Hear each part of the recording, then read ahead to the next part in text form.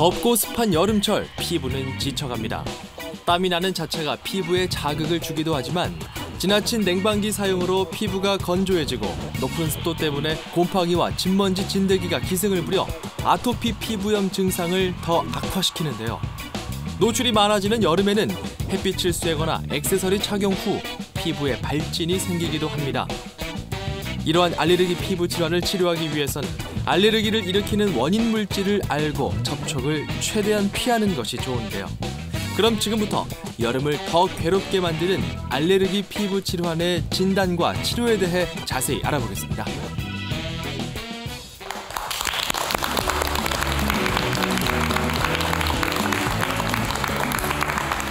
안녕하십니까. 건강을 지키는 약속 TV닥터입니다. 태풍 지나고 더위가 한풀 꺾이긴 했지만 이런 여름철에 여러분 피부는 건강하십니까?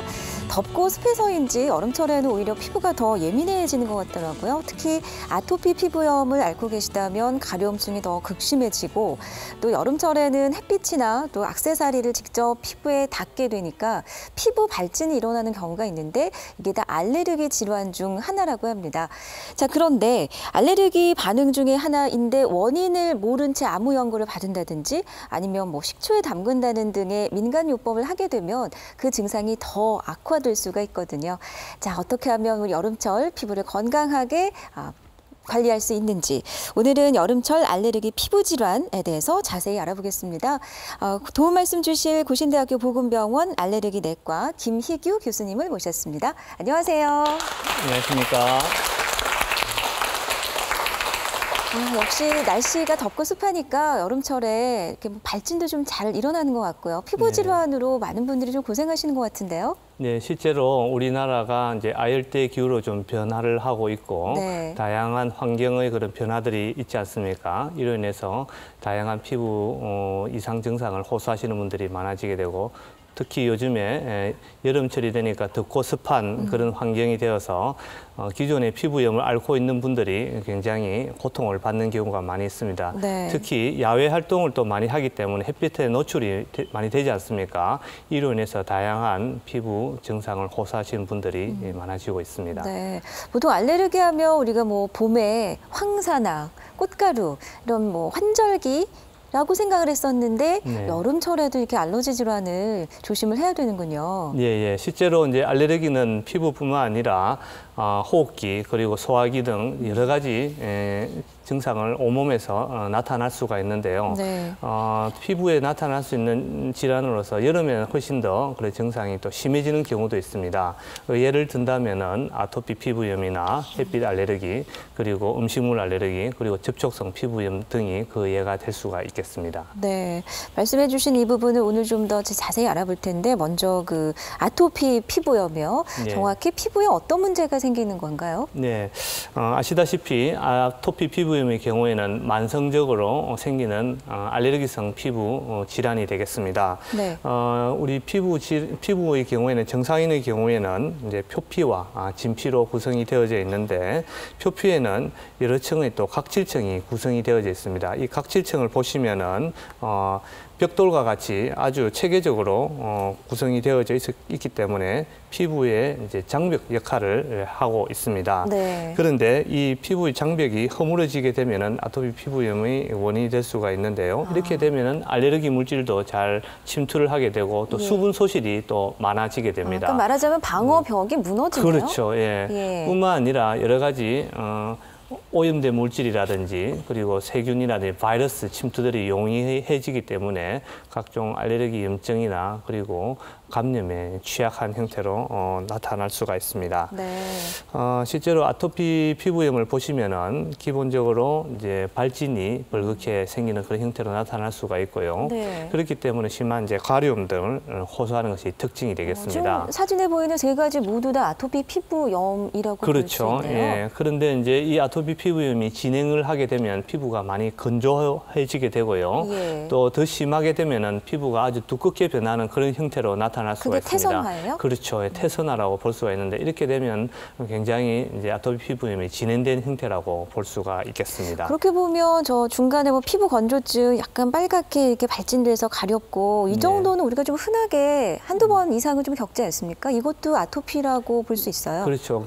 아토피 피부염 다양한 형태로 나타날 수 있기 때문에 이런 것들도 아토피 피부염의 형태라고 볼 수가 있습니다. 네. 근데 요즘은 환경이 참 안 좋아져서 그런지 우리 어릴 때는 그렇지 않았던 것 같은데 아니죠. 어릴 때보단 지금 환경이 더 깨끗해졌는데도 아이들에게 아토피 피부염이 더 많이 나타나는 것 같습니다. 맞습니다. 실제로 우리나라의 경우에 전체적인 인구를 보면 한 5% 정도의 그런 의사 유병률을 보이고 있지만은 실제로 이제 유소년기에 보면은 청소년기라든지 그 빈도가 굉장히 높다는 것을 알 수가 있습니다. 특히 한 유소년기, 청소년기 한 15% 정도로 그 비율이 많이 상회하는 그런 결과를 보이고 있는데. 그러니까 6세에서 11세 사이가 가장 높네요. 그렇죠. 특히 이제 환자의 70~80%가 이런 유소아 계층에 속하기 때문에 다양한 여러 가지 임상적인 문제라든지 사회적인 문제가 이제 발생을 하고 있습니다. 아니 그러면 왜 이렇게 알러지 반응이 급격히 그 시기에 많이 생기는 건가요? 네.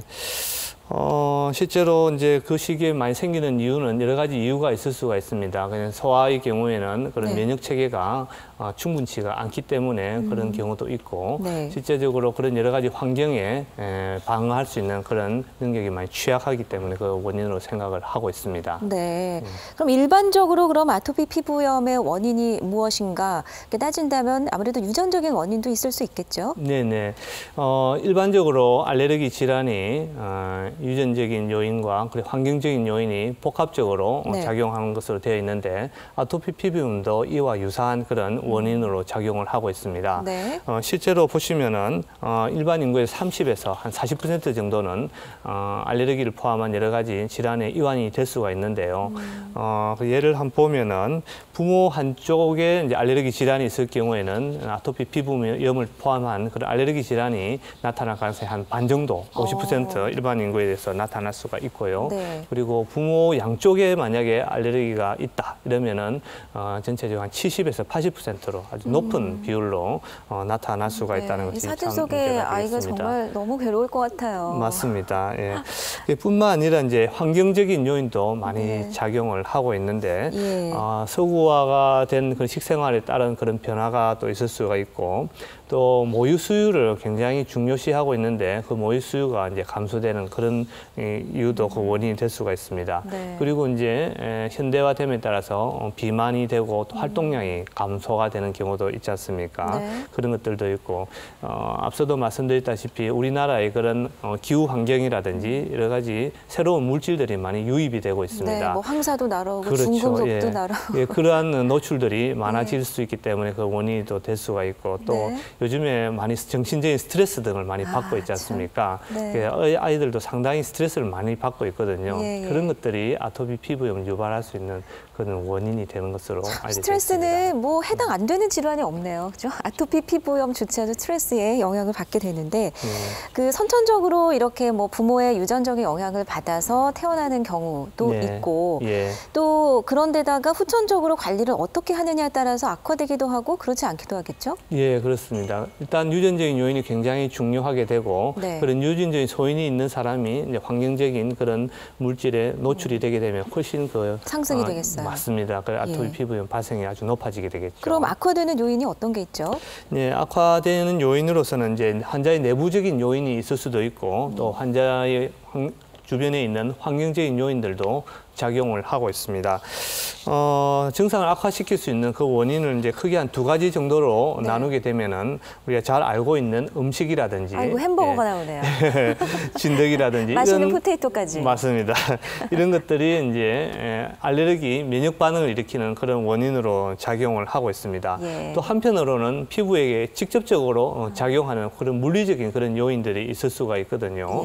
예를 든다면은 이제 스트레스도 될 수 있겠고 그리고 이제 바이러스라든지 세균 이런 감염도 될 수 있겠고 네, 특히 집안에 진드기도 많고 맞습니다. 예. 그리고 요즘 같은 경우에는 고온 다습하지 않습니까? 그렇기 때문에 땀을 이제 많이 흘리게 된다든지 또 이제 면역력이 좀 떨어지는 그런 경우도 있습니다. 네. 예, 그런 것들도 원인이 될 수가 있겠고요. 그리고 또 요즘에 애완동물, 반려동물 많이 키우니까 네네. 또 역시 요인이 되는군요. 맞습니다. 그래 사실 이런 애완동물에게는 그런 동물 털이라든지 이런 데 대해서 알레르기 반응이 나타나는 경우도 있지만 실제로 동물 털에는 또 진먼지 진드기라든지 이런 것들도 굉장히 많이 있거든요. 네. 이런 것들이 또 아토피 피부염을 또 악화시킬 수 있는 그런 요인이 되기도 합니다. 혹시 여러분 댁에서는 이런 애완동물 기르는 분 계세요?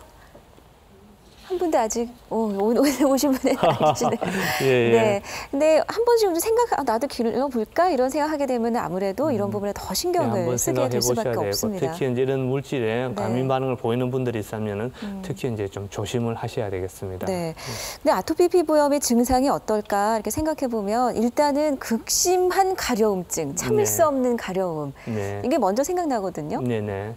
그렇죠. 실제로 이제 아토피 피부염이 있는 환자는 피부에 염이 기본적으로 생기게 돼 있지만은 그 가려움증 때문에 굉장히 많이 고통을 받게 되고요. 특히 이제 밤에 가려움 때문에 잠을 잘 못 자는 경우가 있습니다. 그러니까 밤에 더 심해지는군요. 그렇죠. 예. 그리고 아이들한테는 이런 가려움 때문에 잠을 제대로 못 이루는 경우도 있기 때문에 성장 장애 같은 것들도 문제가 일어날 수 있기 때문에 굉장히 좀 문제가 될 수가 있겠고요. 네. 예. 그리고 또 그 가족이 받는 그런 고통이야 뭐 이루 말할 수가 없겠죠. 그리고 합병증까지 일으킬 수 있단 말이죠. 네, 그렇습니다.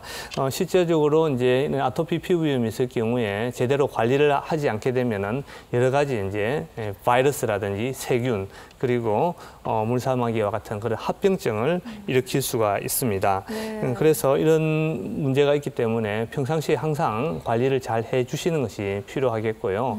특히 이런 유사한 그런 증상이 나타나게 되면 빨리 병원에서 치료를 받는 것이 굉장히 중요하겠습니다. 네. 아유, 참 아이의 모습을 보니까 너무 안타깝고 참 마음이 아픈데요. 그러니까 이런 상황까지 가기 전에 우리가 좀 손을 잘 써서 그렇죠. 처치를 잘 해주고 평상시에 이제 피부 관리를 잘 해주시는 것이 굉장히 또 중요하다고 생각을 하셔야 되겠습니다. 그 20년 정도 아토피 피부염으로 고생하고 계신 여성분이 계시다 그래요? 만나보겠습니다.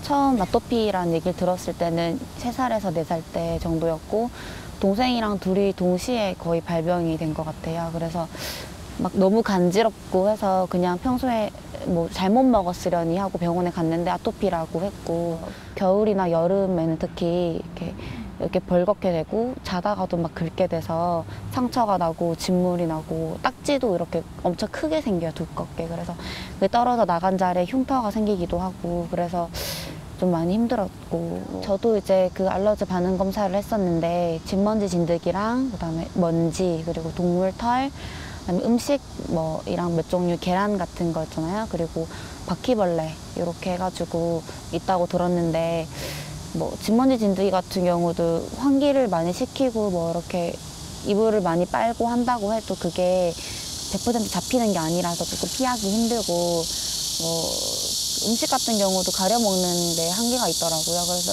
결국엔 그거를 신경을 많이 못 쓰고 그냥 약을 바르는 걸로 하고 있어요. 임시방편으로. 진짜 생활이 얼마나 불편하셨을까 생각이 드네요. 그러니까 이분은 4살 때부터 이런 피부염이 있으셨네요. 네, 그렇네요, 보니까. 근데 연령별로 좀 차이가 있습니까? 예, 사실 동일한 아토피 피부염이라 할지라도 연령에 따라서 그 나타나는 부위가 좀 차이가 날 수 있습니다. 부위의 차이가 있어요? 예. 특히 이제 3가지 정도로 영아기나 소아기 그리고 청소년기 그리고 성인기에 따라서 좀 차이가 날 수가 있는데요. 영아기의 경우에는 주로 볼이라든지 그리고 두피 그리고 이마 이런 쪽에 많이 발생을 주로 얼굴 쪽이에는? 그렇죠. 그럴 수도 있고 이제 팔다리의 경우에도 나타날 수 있는데 팔다리의 경우에 주로 이제 바깥쪽 부위가 좀 많이 나타나게 되고요. 이제 소아 청소년기에 이래서는 사진과 같이 이제 다리라든지 팔 이런 게 접히는 부위 있지 않습니까? 이런 쪽에 염증이 주로 많이 강하게 나타나게 됩니다. 무릎 뒤쪽인가요? 지금 위에 그렇죠. 사진은? 이쪽에는 무릎 뒤쪽이 되고 이거는 예. 팔꿈치 접히는 안쪽. 부위가 그쪽이 되겠습니다. 예. 근데 이제 소아청소년기까지 있는데 성인기의 경우에는 훨씬 더 조금 다양하게 나타날 수가 있거든요. 이런 소아청소년기에 나타나는 것뿐만 아니라 이제 얼굴이라든지 목, 그리고 손발 부위에도 이렇게 나타날 수가 있고요. 네. 조금 심해지는 경우가 들어있게 되는데 그런 경우는 이제 피부가 아주 건조해지고 네. 비늘과 같은 그런 인설이 있잖아요. 예.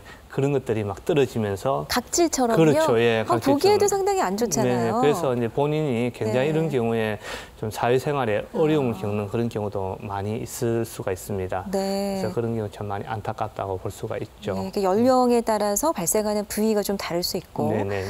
그리고 좀 복합적으로 나타날 수도 있다면서요? 그러니까 네네. 나는 그 뭐 천식이나 호흡기 알러지가 있는데 네. 피부도 같이 온다든지 예. 이게 서로 연관관계가 있습니까? 그렇죠. 실제로 이런 모든 것들은 알레르기 반응이 다 연관이 있는데요. 네. 소아의 경우에는 처음에는 이제 알레르기 음식물 알레르기나 아토피 피부염 이런 식으로 나타났다가 일부는 이제 사라지게 되고 네. 또 일부는 이제 다른 형태로 나타나는데 바로 이제 호흡기 쪽으로 나타날 수가 있습니다. 예를 든다면은 기관지 천식이나 알레르기 비염 이런 것 같이 나타날 수도 있는데요. 네. 소아 청소년기에 이르게 되면은 많은 하나들이 좀 전체적으로 호전이 된다든지 사라지는 경우가 비교적 많이 있습니다. 하지만은 이제 경우에 따라서는 이런 아토피 피부염이나 천식, 알레르기 비염 이런 것들이 두세 가지가 한꺼번에 공존하는 그런 경우도 있습니다. 네. 이럴 경우는 참 환자도 많이 힘들고 그 가족도 많이 힘들겠지만 치료하는 의료진의 입장에서도 굉장히 조금 고통스럽게 좀 생각이 들고 좀 어려움을 겪는 경우도 많이 그러게요. 교수님 임상하시면서도 참 안타까운 경우를 여러 번 보실 것도 같습니다. 맞습니다. 그런 경우는 이제 참 그 환자나 가족의 그런 마음들을 좀 살피는 것이 굉장히 중요하고 같이 이제 공감하는 그런 어떤 자세가 굉장히 필요하다고 생각이 듭니다. 더 악화되기 전에 나에게 그러면 어떤 그 알러지 질환이 있는지 원인 물질이 무엇인지를 정확히 아는 것이 일단 치료의 첫 걸음일 것 같은데요. 네네. 어떤 검사를 통해서 원인을 알 수 있을까요? 네, 일단 기본적으로 아토피 피부염의 진단은 경험 있는 의료진의 그런 진찰 그리고 환자의 그런 병력 정치 이런 것들을 통해서 이루어지게 되는데 직접 피부를 관찰하고 이렇게 확인하는 것이 진단의 가장 필수적인 그런 요소가 되겠고요. 다양한 그런 병력 정치를 또 해볼 수가 있습니다.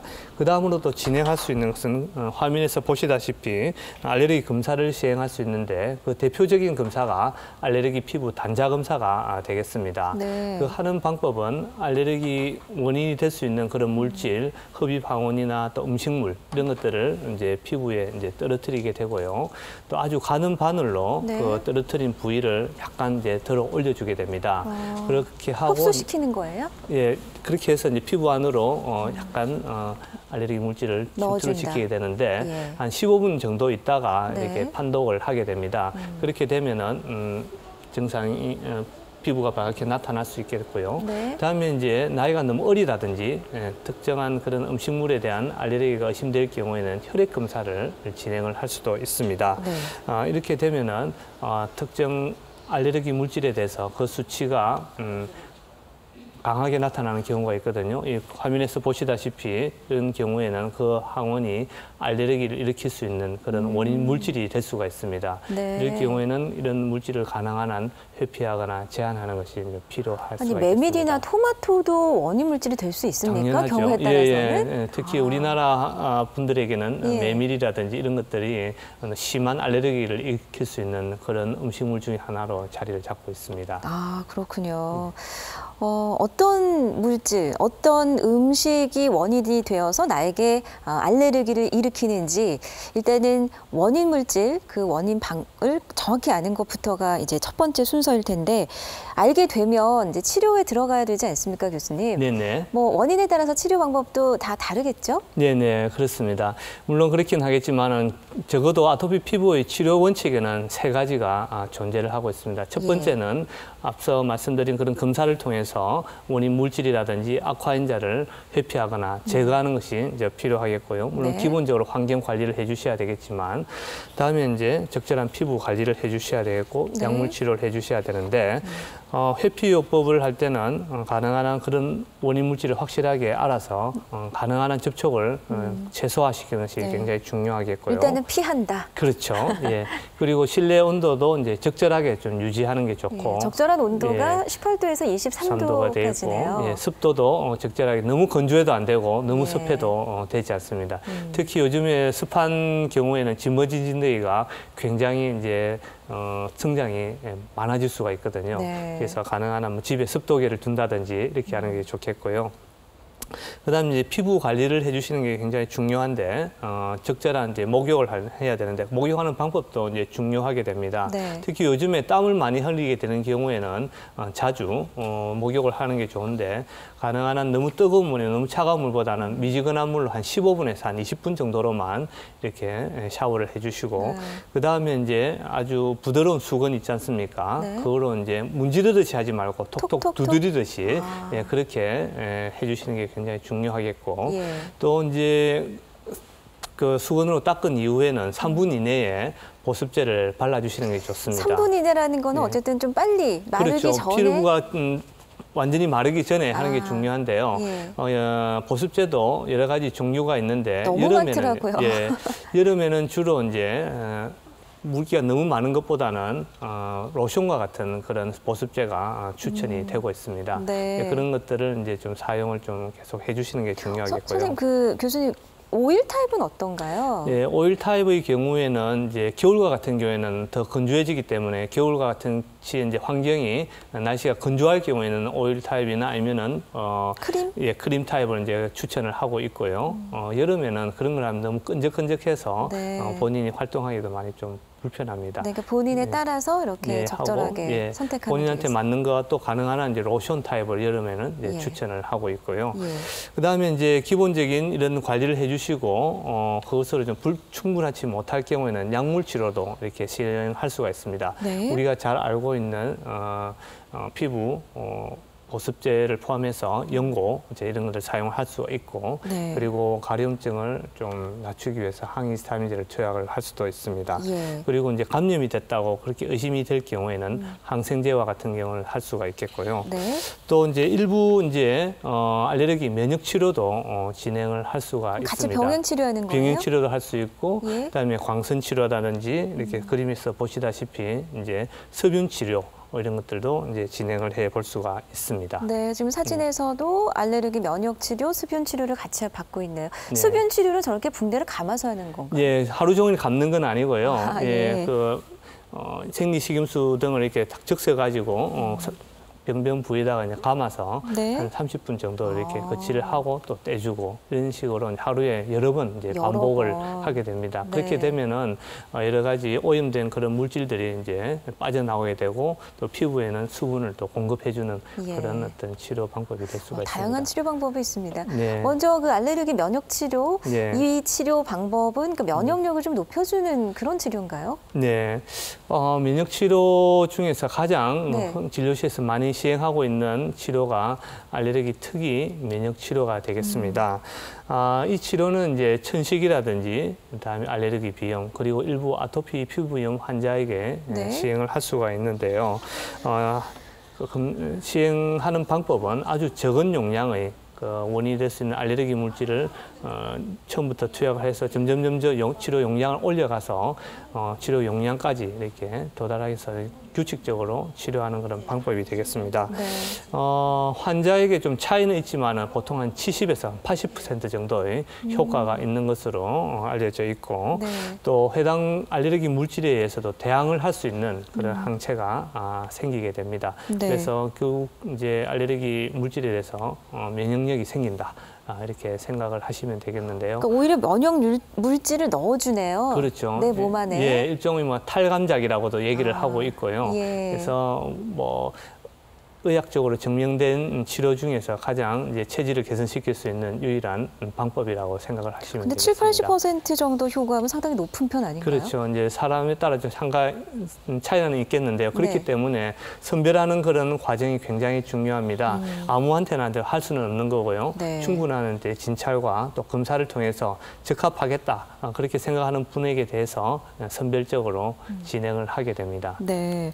그리고 아까 그 약물 치료 중에서 이제 그 연고 바르는 방법이 있었잖아요. 네네. 근데 연고를 너무 오랫동안 장시간 바르면 뭐 부작용이 생긴다. 네. 이런 얘기들을 하더라고요. 실제 어떻습니까? 네, 실제로 과거에는 이런 데 대한 정확한 지식이 많이 부족을 했습니다. 예. 그래서 이제 처음에 뭐 바르다 보니 너무 효과가 좋으니까 장기적으로 무분별하게 또 이게 아주 강도가 높은 그런 연고를 사용하는 경우가 있었는데 그때 여러 가지 문제가 발생을 했습니다. 예를 든다면은 피부가 위축이 된다든지 그리고 이제 감염이 잘 된다든지 더 예민해지는. 그렇죠. 예. 그리고 이제 약물에 대한 반응이 잘 안 된다든지 내성이 생기는. 그렇죠. 예. 그런 경우도 있고 또 부신이라든지 이런 축이 아주 뭐 깨진다든지 그런 생리적인 밸런스가 깨지는 경우도 있었습니다. 네. 하지만은 이제 이에 대한 정확한 지식을 가지고 적절한 시간과 또 적절한 용량을 사용을 하게 되면요 대부분 큰 문제 없이 사용을 할 수가 있습니다.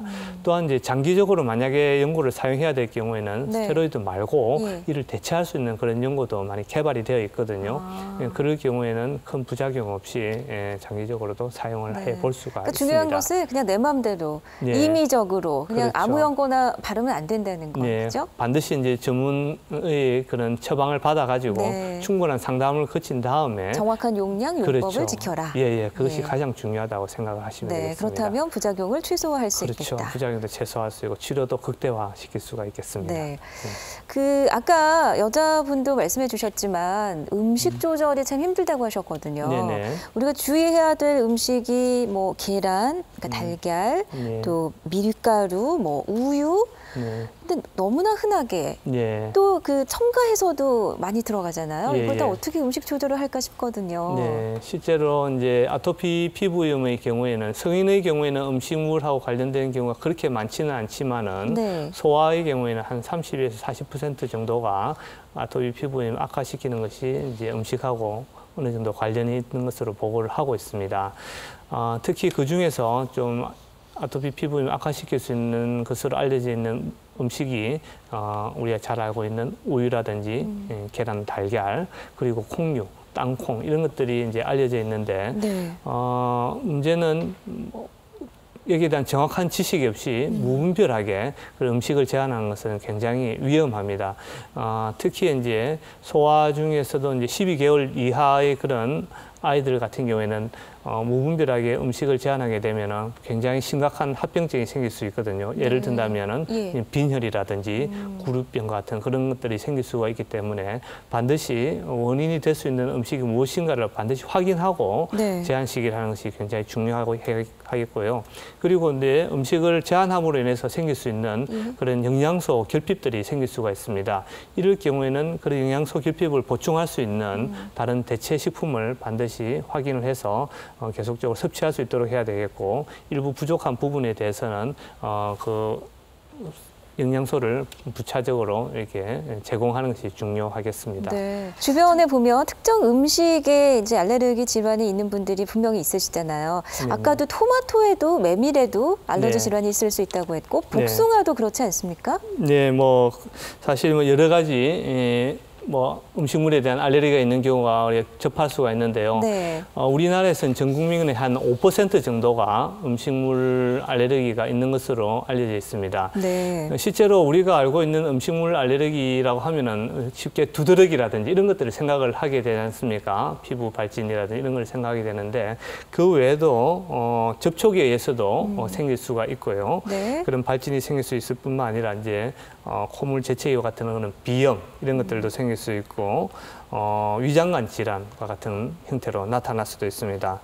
또 경우에 따라서는 꽃가루 알레르기가 있는 환자가 어떤 특정 음식물을 먹었을 때에 입안이 아주 간지럽고 붓는다든지 또 심하면 목이 뭐 막히는 증상 이런 것들이 있을 수 있는데 네. 이거는 이제 구강 알레르기 증후군 이렇게 얘기를 하고 있습니다. 예. 실제로 많은 환자들이 이런 것들을 경험하는 것을 이제 진료실에서 보게 되고 있고요. 네. 또 가장 심한 형태로서는 아나필락시스 쇼크 반응 이런 것들이 생길 수가 있습니다. 쇼크가 나타나면 네. 그 말벌에 쏘여서 쇼크하는 거 받는 건 또 다른 문제죠. 나타나는 형태는 비슷한데요. 예. 아나필락시스 쇼크와 같은 경우에는 음식물이라든지 약물이라든지 그리고 벌에 쏘인다든지 또 뭐 다른 다양한 그런 물질에 노출이 되었을 때 쇼크가 일어날 수가 있습니다. 기본적으로 어떤 특정 물질에 알레르기가 있는 경우에 재차 노출되는 경우는 굉장히 나타날 수 있는 확률이 높다고 볼 수 네. 있습니다. 쇼크 반응까지 나타나면 정말 응급실에 실려가야 되는 그런 정도. 예, 그런 정도도 되네요. 될 수가 있죠. 그래서 예. 아주 이런 거는 알레르기 중에서도 응급에 속하는 네. 그런 질환에 속한다고 볼 수가 있습니다. 그러면 우리가 연령별로 좀 주의해야 할 음식이 있을까요? 네, 실제로 이제 어린이와 또 소아 그리고 성인기에 따라서 조금 차이가 날 수가 있는데요. 네. 영유아의 경우에는 우유라든지 다음에 계란이라든지 땅콩 이런 것들이 이제 원인이 될 수가 있는데 성장을 함에 따라서 이제 땅콩이라든지 견과류 아시죠? 네. 그리고 생선이나 폐류 이런 것으로 이제 넘어가는 경우가 있습니다. 실제로 이제 또 우리가 알아두셔야 될 것 중에 하나는 영유아의 경우에 이제 우유라든지 이런 음식물이 평생 못 먹는 것은 아닙니다. 예. 그렇기 때문에 어느 정도 성장을 함에 따라서 나중에 섭취가 가능한 경우도 있거든요. 그래서 무조건 식이 제한을 할 것이 아니라 이런 물질이 문제가 됐을 경우는 정기적으로 검진을 받음으로 인해서 문제가 안 생기는지 조금씩 확인을 하고 문제가 안 생기면 다시 조금씩 투여를 함으로 인해서 음식물에 대한 그런 섭취를 조금씩 늘어나는 것이 필요하다고 볼 수가 있습니다. 그 언젠가 초등학생이 그 학교 급식을 먹을 때 카레가 나왔었다 그러죠. 네네. 그래서 뭐 의식 불명까지 빠졌었던 기사 아마 기억하실지 모르겠는데요. 예, 알고 그것도 있죠. 예. 알러지 일종이겠나요? 그렇죠. 아마도 이제 그거는 이제 그 카레에 들어가 있는 아마 우유 때문에 원인이 됐을 거라고 생각이 드는데요. 아니 그렇게 조금 들어간 것도 반응이 그렇게 심하게 나타날 수 있어요. 예, 사람에 따라 좀 차이가 나는데 그 아이는 우유에 대해서 굉장히 좀 심한 과민 반응이 있을 가능성이 있었다고 생각이 듭니다. 네. 그래서 본인은 이제 카레라고 생각하고 이제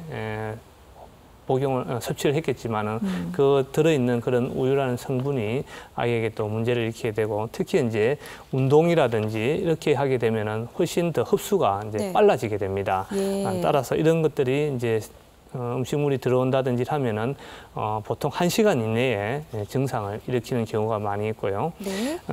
주로 나타나는 것은 피부에 두드러기와 같은 그런 증상이 나타나고 또 호흡 곤란이라든지 다음에 가슴 답답함 이런 것들이 나타날 수도 있고요. 네. 더 심해지게 되면은 이제 혈압이 떨어지는 그런 쇼크로 이제 진행을 할 수도 있습니다. 네. 일부는 이제 생명을 위협할 수 있는 그런 경우도 있기 때문에 굉장한 이제 급하게 나타날 수 있는 알레르기 응급이라고 볼 수가 있습니다. 이름이 좀 어렵네요. 아나필락시스 반응.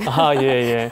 이게 예. 이제 그리스 영어이긴 한데 그래서 이게 합쳐져서 되는 그런 합성어에 속하게 됩니다. 네. 그래서 원치 않는 그런 심한 반응이 나타나는 것을 바로 아나필락시스라고 이렇게 생각을 하시면 되겠습니다. 그러면 증상이 이렇게 나타납니까? 예, 증상이 뭐 경하게 나타나는 경우도 있지만은 이제 심하게 나타나는 경우는 이제 쇼크까지 진행이 되는 경우도 있습니다. 결국은 사망에 이를 수도 있는 아주 무서운. 드물지만은 이제 응급 조치를 취하게 되지 않으면 사망에 갈 수도 있는 말벌에 이제 쏘였다든지 이래서 사망하는 경우도 이제 종종 있죠. 바로 그런 것들이 이런 거에 속한다고 볼 수도 그렇군요. 있습니다. 그럼 어떤 조치를 우리가 해야 될까요? 네, 기본적으로 이제 환자에게 아나필락시스가 있을 경우에는 한번 경험하게 되면 환자들이 이제 진료실에 와서 진찰을 받고 진료실에서는 이제 에피네프린이라는 그런 약을 처방을 하게 됩니다.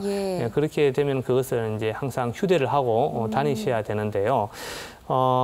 만약에 이런 유사 증상이 재발했을 경우에는 이 에피네프린을 이제 허벅지 등을 통해서 근육에다가 직접 이제 주사를 빨리 해야 되고요. 아니, 저건 뭐 먹는 약은 없어요? 먹는 약으로는 안 되고 속도도 느릴 뿐더러 이런 약도 없습니다. 그래서 네. 주로 이제 이런 것들 근육 약품화되어서 이제 희귀의약품센터에서 제공을 하고 있습니다. 예. 요즘엔 또 보험도 될 수 있기 때문에 이런 경험을 했던 분은 병원에서 반드시 처방을 받도록 하셔야 되겠고요. 네, 지금 순서대로 나오고 있어요. 네네.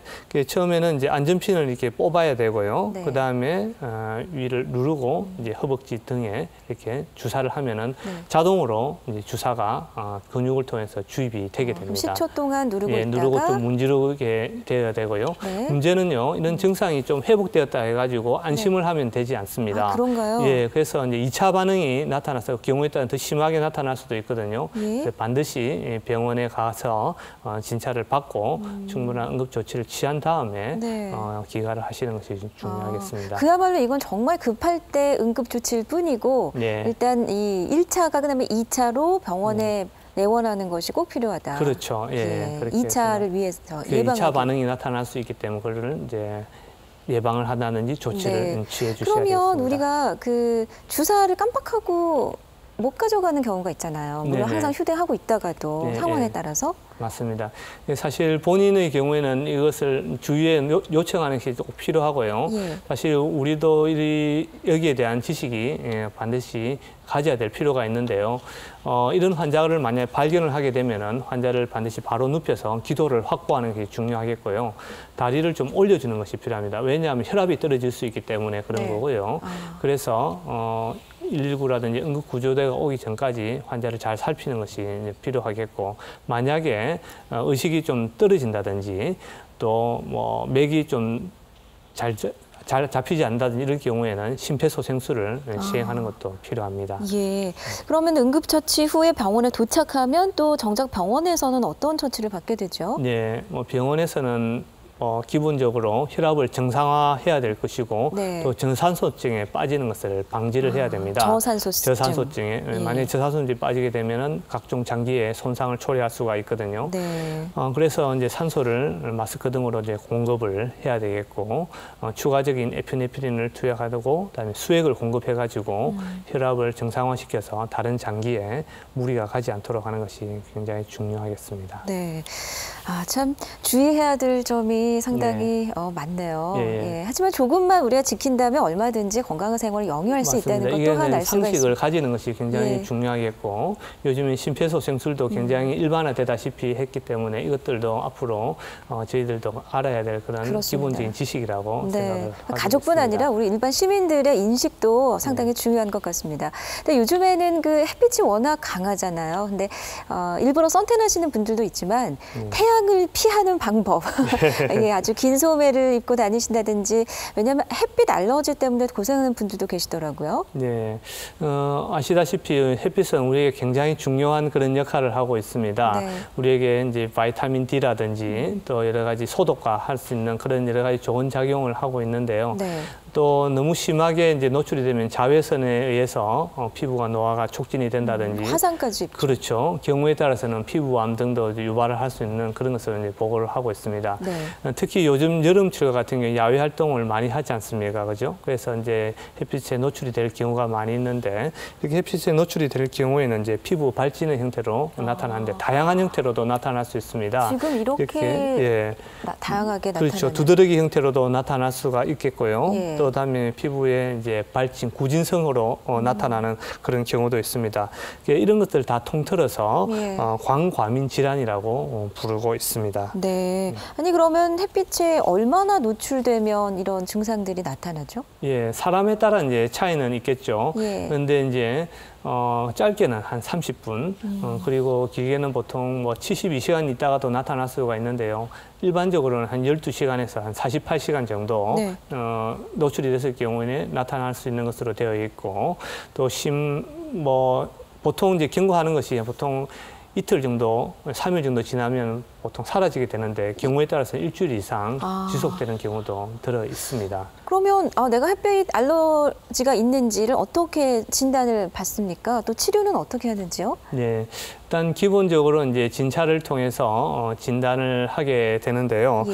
때로는 이제 우리가 사용하고 있는 화장품 있잖아요. 이런 거에서도 생길 수도 있고 먹는 약물이라든지 바르는 네. 약물 이런 거에서도 생기는 경우가 있습니다.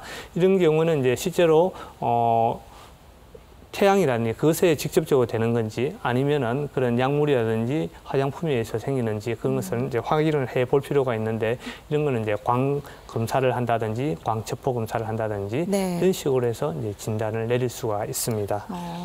그러면 알러지가 있다면 일단은 차단을 열심히 해야 될 것 같아요. 그렇지 않아도 뭐 자외선 차단 열심히 하세요 이런 얘기 많이 듣잖아요. 근데 알러지가 있다면 더 철저하게 좀 막아야 되는 건가요? 네, 그렇습니다. 일단 기본적으로 그런 알레르기가 있을 경우에 특히 햇볕에 알레르기가 있을 경우에는 차단을 하는 것이 굉장히 중요하겠고요. 네. 만약에 증상이 일단 생기게 되면은 이제 국소 도포제라든지 염증을 가라앉힐 수 있는 그런 약제 이런 것을 투약을 해볼 수가 있겠습니다. 또 중요한 것은 이제 이런 자외선 차단제를 사용하는 것이 굉장히 중요한데요. 네. 적어도 이제 외출 15분 전에는 도포를 하는 것이 중요하겠고요.